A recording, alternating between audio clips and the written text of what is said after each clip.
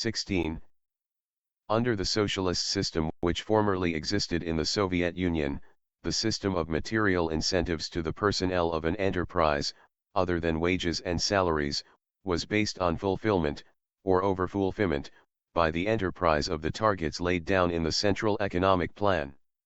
Our present planning methods and practice proceed from the premise that the most reliable assessment of the work of enterprises upon which their financial rewards depend is fulfillment of the plan.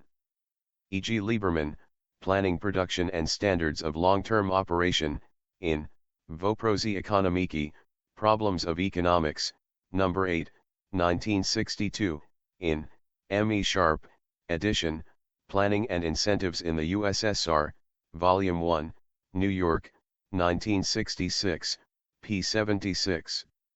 The system of material incentives for the personnel is mainly based on reward for overfulfillment of the plan. A. N. Kosygin, on improving industrial management, perfecting planning, and enhancing economic incentives in industrial production, in M. E. Sharp, edition, Opus Citation, Volume 2, p. 26. The abolition of centralized economic planning and the establishment of the profit motive as the regulator of social production clearly required the replacement of the system of material incentives to the personnel of an enterprise. Accordingly, in the propaganda campaign which preceded the economic reform, the demand was put forward for its replacement by a new system in which these material incentives would be based on the rate of profit made by the enterprise and drawn from that profit. The higher the enterprise's profitability, the greater will be its share of the profits.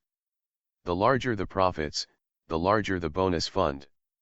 E.g. Lieberman, Cost Accounting and Material Encouragement of Industrial Personnel, in Voprosi Ekonomiki, Problems of Economics, No. 6, 1955, in M. E. Sharp, edition, Opus Citation, Volume 1, p. 12, 13.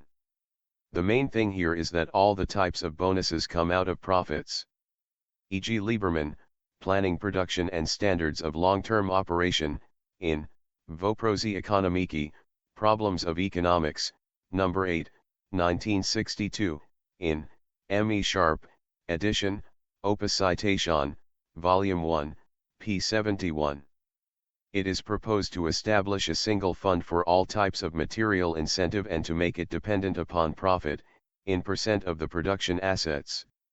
E.g. Lieberman, Plan, Profits and Bonuses, in Pravda, Truth, September 9, 1962, in M. E. Sharp, edition, Opus Citation, Volume 1, p. 86.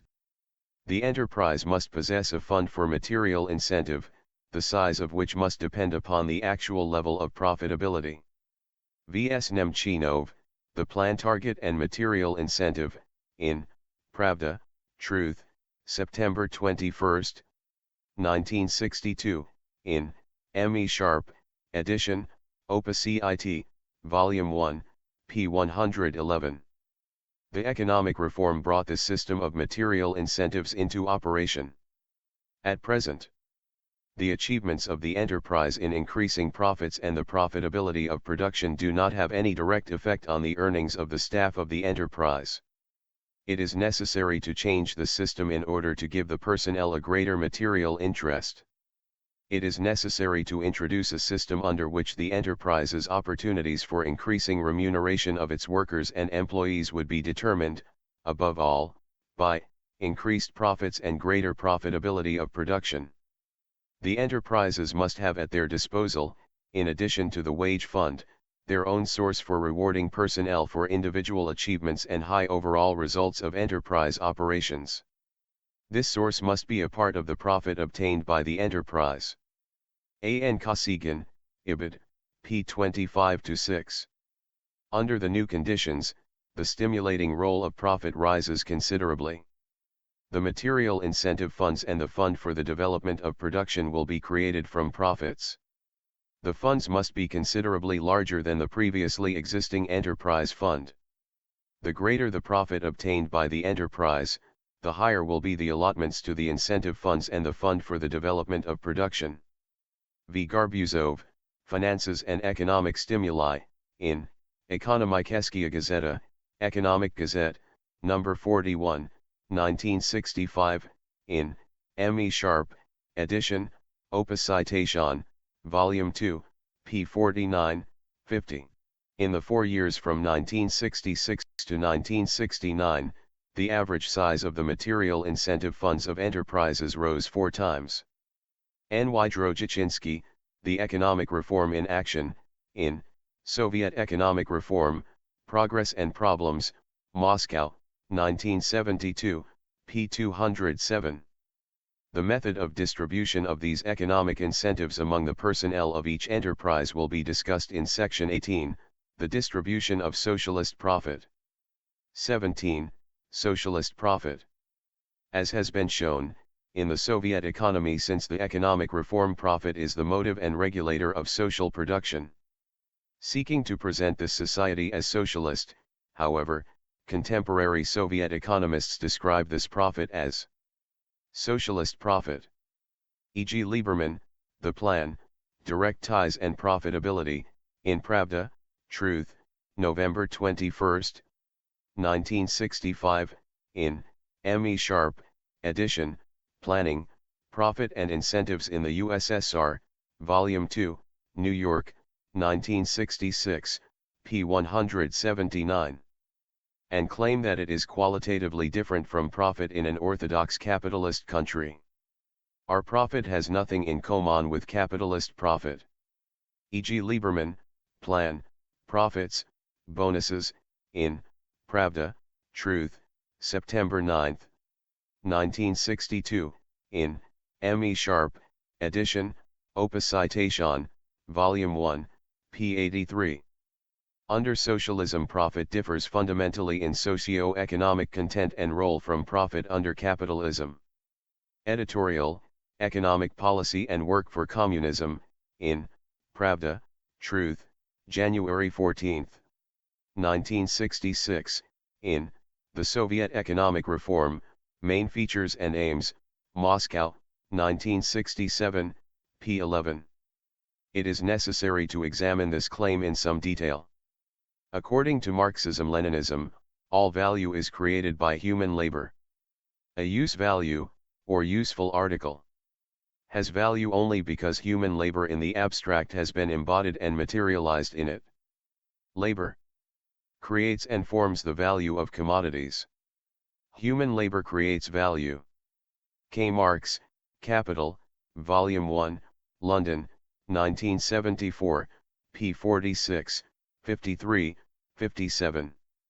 Under any social system beyond that of primitive communism, a human being engaged in labor creates, in a particular period of labor, more value that is required for the subsistence of himself and his dependents in that period of time. This surplus produce, in the sense of produce, beyond the indispensable needs of the direct producer. K. Marx, Ibid, Volume 3, p. 795. Marx calls the surplus product. K. Marx, Ibid, Volume 3, p. 795. And the labor used to produce the surplus product. Surplus labor. K. Marx, Ibid, Volume 3, p. 790. Contemporary Soviet economists endorse, up to this point, Marx's analysis.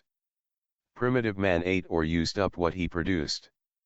As civilization and technology progressed, labor began to create not only the equivalent of working people's means of subsistence but something more. This something more was the surplus product. E.g. Lieberman, Are We Flirting with Capitalism? Profits and Profits, in Soviet Life, July 1965, in M. E. Sharp, edition, Opus Citation, Volume 1, p. 304. But Marx goes on to hold that, once society has advanced beyond the state of primitive communism, once surplus labor and the surplus product come into existence, then, until social development has led to the creation of a socialist or communist society, this surplus product is appropriated by an exploiting class which owns the means of production, that is, surplus labor becomes unpaid labor. This surplus above the indispensable requirements of life is unpaid surplus labor for the owner of the means of production. K. Marx, Ibid, Volume 3, p. 790. Social systems based on exploitation differ essentially in the way in which the surplus product, the product of surplus labor, is extracted from the worker. The essential difference between the various economic forms of society, between, for instance, a society based on slave labor and one based on wage labor, lies only in the mode in which the surplus labor is in each case extracted from the actual producer, the laborer. Whenever a part of society possesses the monopoly of the means of production, the laborer, free of not free, must add to the working time necessary for his own maintenance an extra working time in order to produce the means of subsistence for the owners of the means of production, whether this proprietor be the Athenian Kolos Kagathos, Etruscan theocrat, Civis Romanus, Norman baron, American slave owner, Wallachian boyard, modern landlord or capitalist. K. Marx, Ibid, Volume 1, p. 209, 226. In the case of capitalist commodity production, where free workers sell their labor power, and only in this case, Marx uses the term surplus value to denote the product of surplus labor. Surplus value presupposes capitalistic production. K. Marx, Ibid, Volume 1, p. 667. The product of this surplus labor assumes the form of surplus value when the owner of the means of production finds the free laborer, free from social fetters and free from possessions of his own as an object of exploitation and exploits him for the purpose of the production of commodities. F. Engels, Herr Eugen Durang's Revolution in Science, Moscow, 1959, p. 287. In a broad and loose sense, Marx equates surplus value with profit. Profit is the same as surplus value. Surplus value and profit are actually the same thing and numerically equal. K. Marx, Ibid, Volume 3, p. 36, 48. But using the term profit in the narrower and more scientific sense of the surplus income retained by the capitalist entrepreneur involved in production, Marx points out that the total surplus value obtained may be classified into various parts according to their distribution, to form 1. The rent received by the landlords.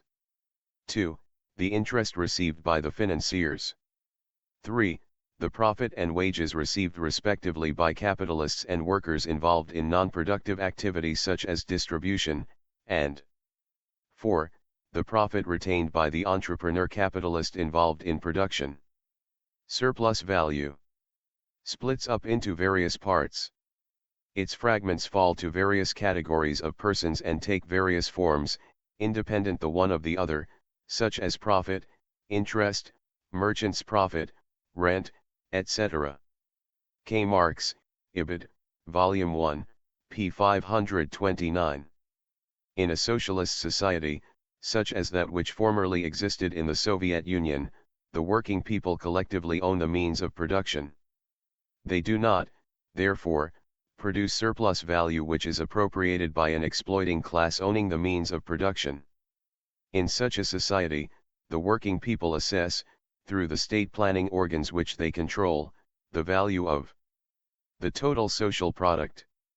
K. Marx, Critique of the Gotha Programme, in Selected Works, Volume 2, London, 1943, p. 561. And, through these same organs, decide on the social deductions they wish to make from it.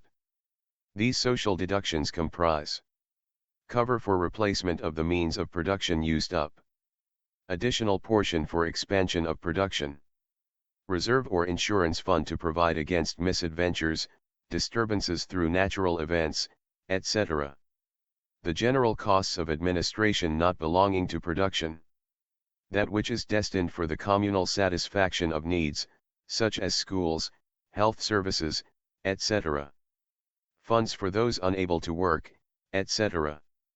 K. Marx, Ibid, p. 562. The balance of the total social product remaining after these social deductions constitutes the wage fund, representing that part of the total social product which the working people realize directly and individually. The social deductions, on the other hand, represent that part of the total social product which the working people receive socially. What the producer is deprived of in his capacity as a private individual benefits him directly or indirectly in his capacity as a member of society. K. Marx, Ibid, p. 562.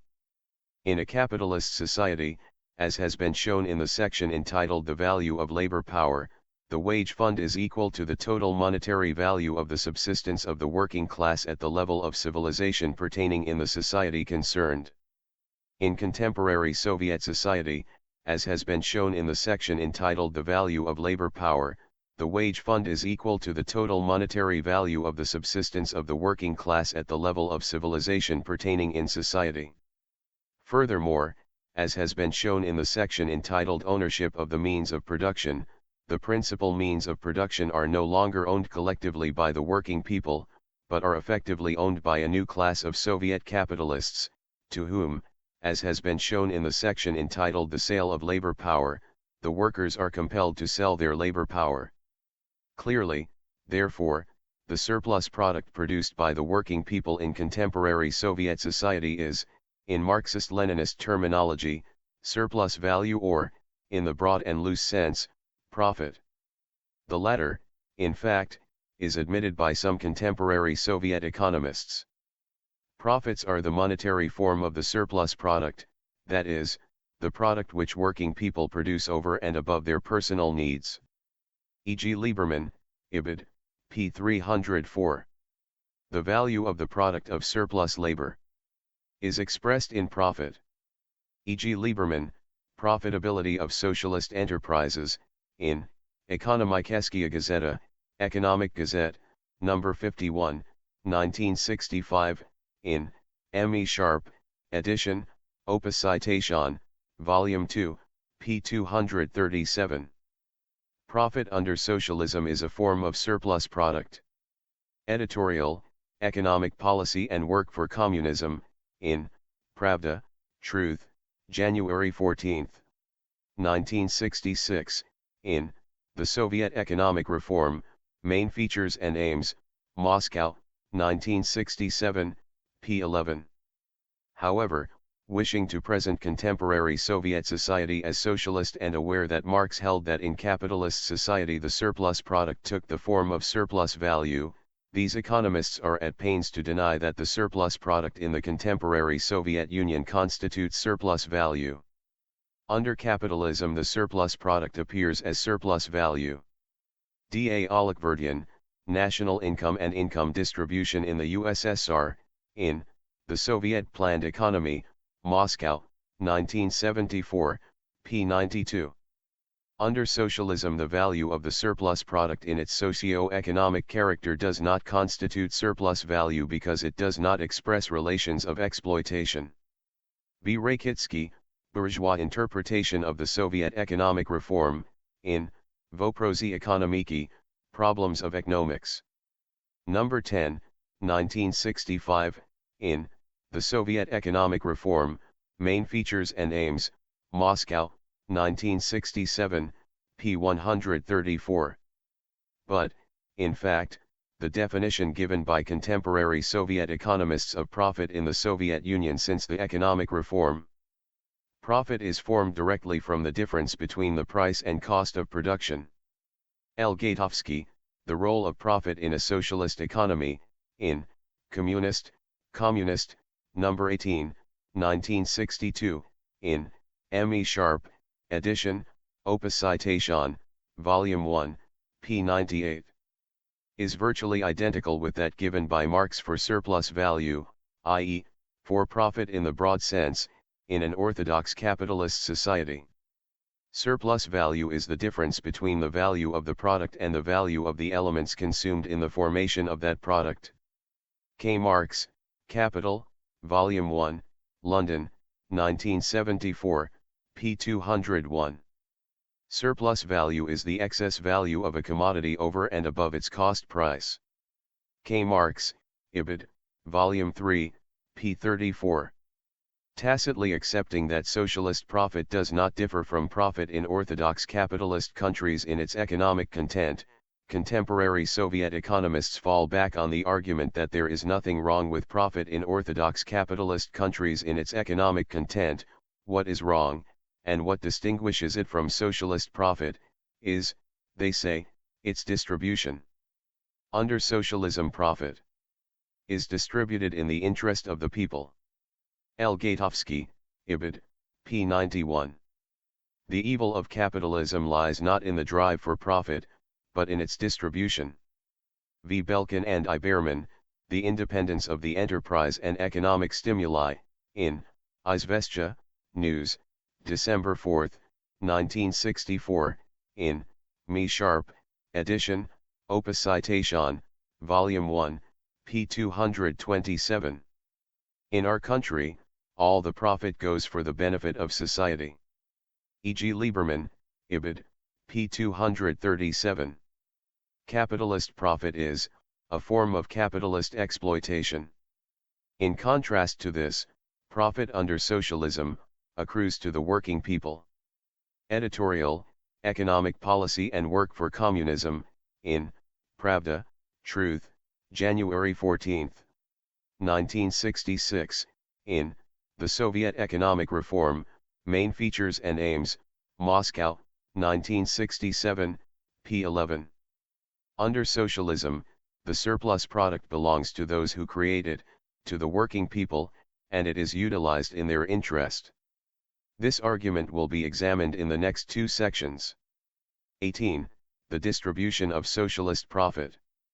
The establishment of profit as the motive and regulator of Soviet social production required, as has been said, that the proportion of an enterprise's profit should be significantly increased and that this retained profit should be used to provide economic incentives, dependent on the size of the profit made, to the personnel of the enterprise responsible for making it.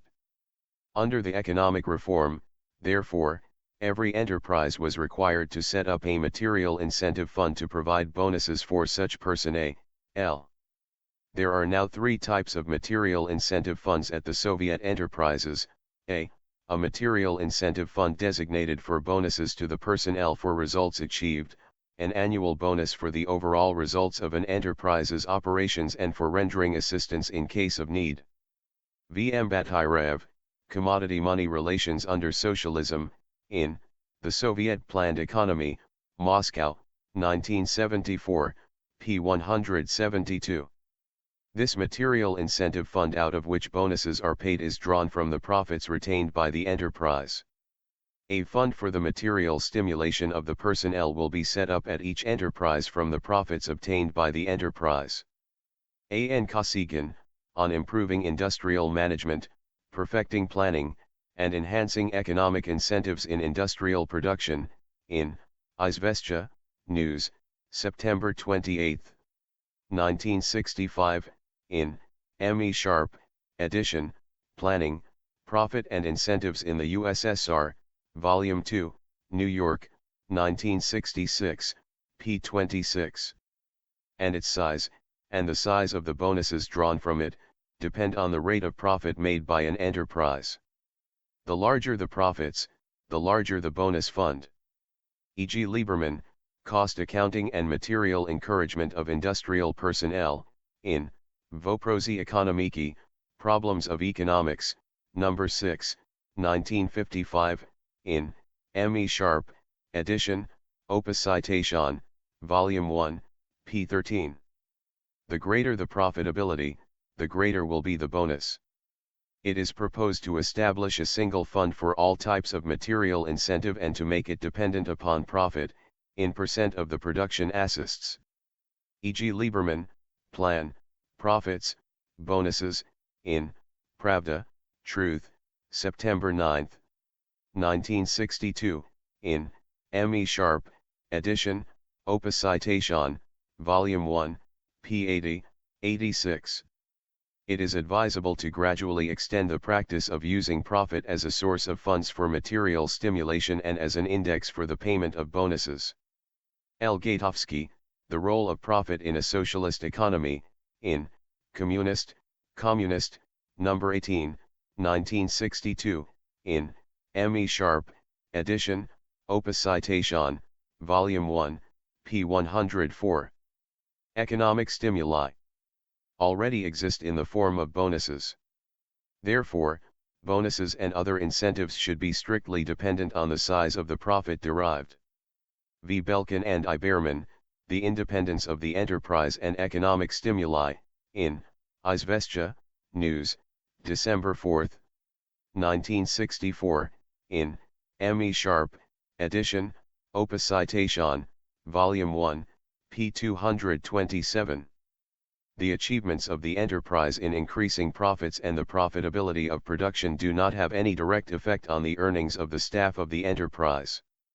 It is necessary to change the system in order to introduce a system under which the enterprise's opportunities for increasing the remuneration of its workers and employees would be determined, above all, by increased profits and greater profitability of production.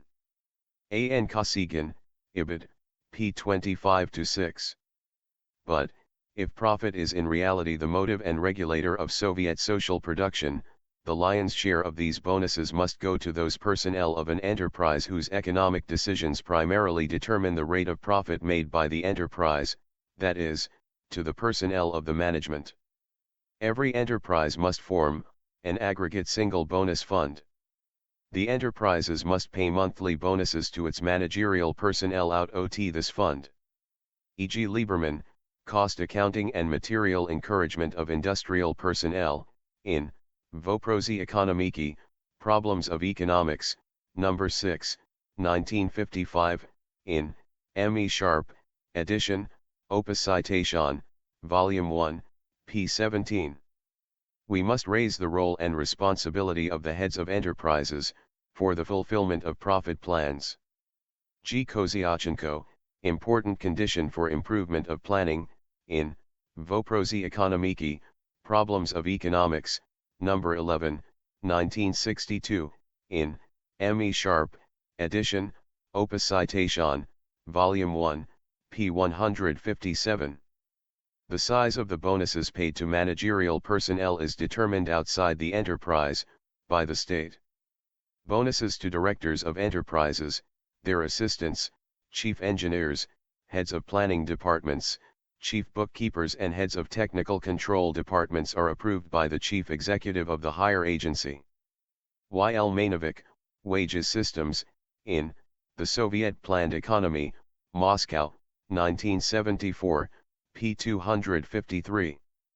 The prime criterion for determining the size of the bonuses to managerial personnel being the rate of profit made by the enterprise. The fulfillment of profit plans should be one of the criteria for granting bonuses to certain categories of managerial personnel.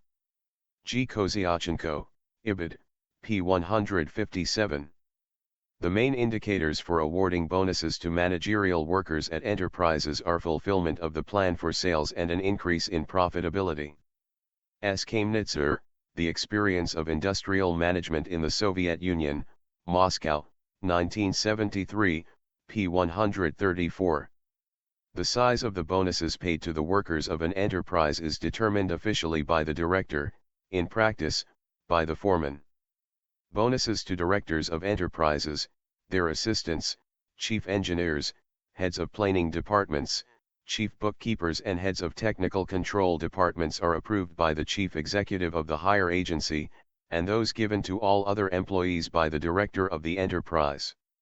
Y. L. Mainovic, Ibid, p. 253.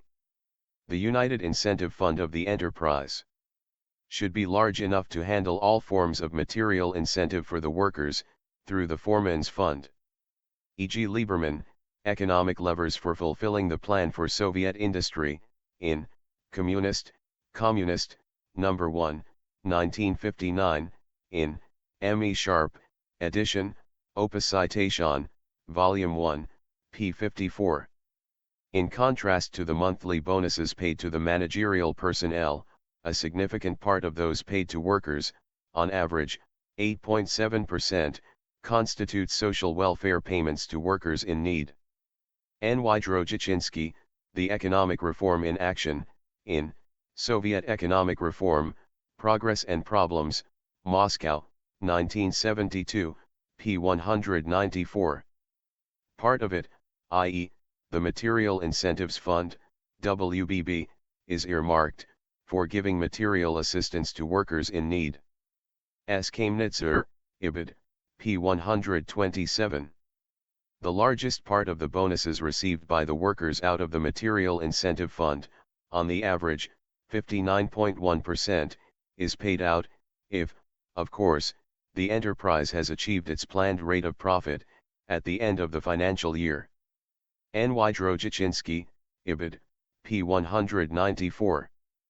Part of it, i.e., the Material Incentive Fund, WBB, is held back for paying wages for the 13th month, if the enterprise's yearly results are good. S. Kamnitzer, Ibid, p. 127. The amount of bonus received by individual workers in a particular enterprise varies, extra premiums being paid to long-service workers in proportion to their estimated contribution to increasing the productivity of labor. Besides the bonuses, premiums will be paid to enterprise workers for the annual results of work. The size of this premium will depend on the length of service of the workers at a given enterprise.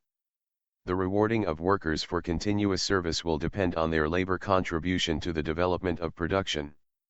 This will produce a greater effect than the restoration of the former system of long service premiums. Avilkov, A Mighty Stimulus for the Development of Production, in Pravda, Truth, November 14, 1965, in M. E. Sharp, edition, Opus Citation, Volume 2, p. 169. Of even greater social significance, however, is the difference in the size of the bonuses received by management personnel and those received by the workers of an enterprise.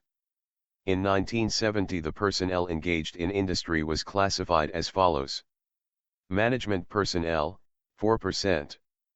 Workers, 96%. Z-Cats, Patterns of Social Stratification in the USSR, Cambridge, USA, 1972, p. 78. Statistics for the distribution of the Material Incentive Fund for industrial enterprises operating under the reformed system show that in 1966 management personnel received 49.3% of the fund in bonuses, while workers received 50.7%. N. Y. Drojichinsky, Ibid, p. 194. It follows that 1% of the personnel received 12.3% of the bonuses paid out of the Material Incentive Fund if they were in management, and 0.5% if they were workers.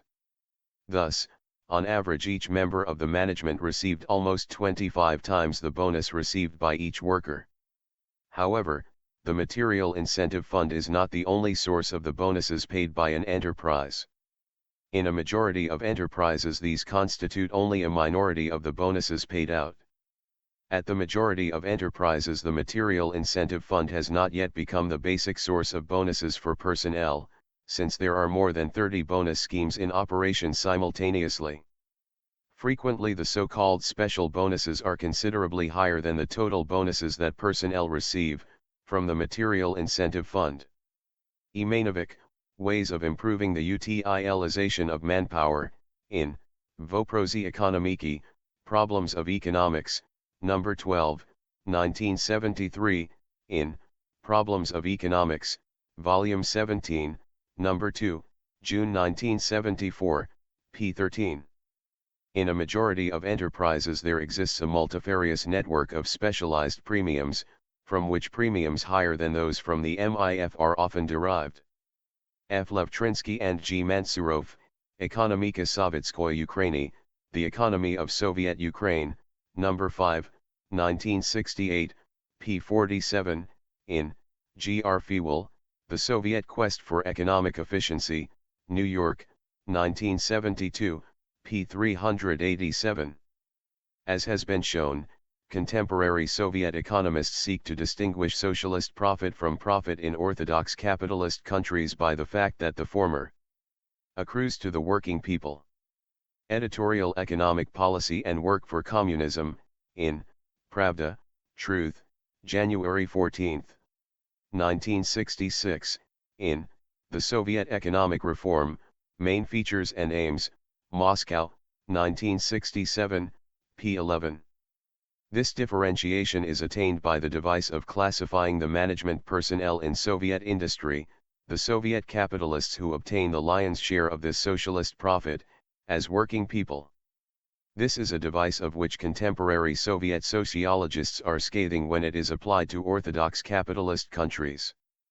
Most writers on human relations are unwilling to admit the class division in American society. They divide all people connected with production into groups according to the functions they perform, for example, those dealing with finance, administration, etc., regardless of their class background. Roethlisberger and Dixon, for instance, maintain that the personnel could not be divided into an employer and an employee class. Every person in the company from top to bottom was an employee.